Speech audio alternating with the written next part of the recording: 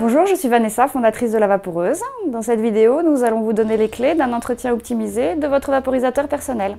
Comment préserver la durée de vie de son vaporisateur personnel? La sensibilité à la durée de vie, elle est sur la batterie. Donc c'est comme les batteries en général au lithium qui existent sur le marché et qui sont utilisées notamment pour les téléphones portables.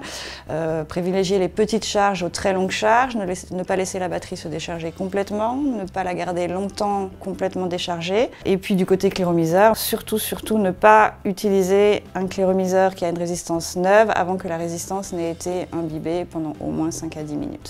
Éviter les chocs, éviter de les mettre au congélateur ou au four.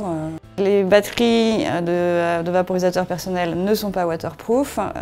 Si votre batterie tombe dans l'eau, il n'y a aucune garantie, mais vous pouvez avoir le même réflexe que vous avez avec votre téléphone qui consiste à immédiatement le plonger dans le riz pour essayer de capter l'humidité qui est dans la batterie et avec un peu de chance, elle repartira. Une consigne qui est fondamentale pour optimiser et avoir un fonctionnement le mieux qui soit de son vaporisateur personnel, quand on vient visser le cléromiseur sur la batterie, il faut le visser au contact. Plus je vais serrer, et moins bien ça va marcher, moins je ferai de vapeur et plus je vais abîmer mon matériel. Pourquoi? Sur la batterie, on a un plot qui vient faire contact avec un autre plot qui est sur le cléromiseur. Si je serre ici beaucoup trop sur la batterie, je vais venir enfoncer le plot qui est sur la batterie, qui petit à petit ne reviendra pas à sa position initiale. Et le contact entre ces deux plots, qui normalement doit être à 100% pour être optimum au niveau du fonctionnement de la batterie, sera beaucoup moindre et je ferai moins de vapeur, puisque l'électricité ne pourra pas passer à travers ce contact et j'endommagerai ma batterie.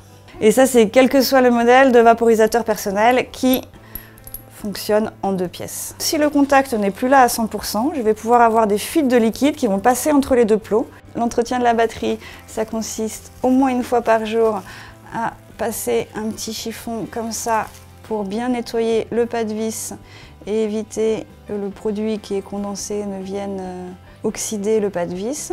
En regard, le pas de vis du cléromiseur, de la même façon, une fois par jour. Au niveau des pas de vis, que ce soit celui-ci ou celui-ci, c'est pas mal de faire de temps en temps, disons une fois par mois, à titre préventif, avec de l'alcool, là et là. Et à titre curatif, si jamais ça s'est oxydé et que c'est abîmé et que le contact ne se fait plus bien, un petit coup de chiffon avec de l'acétone.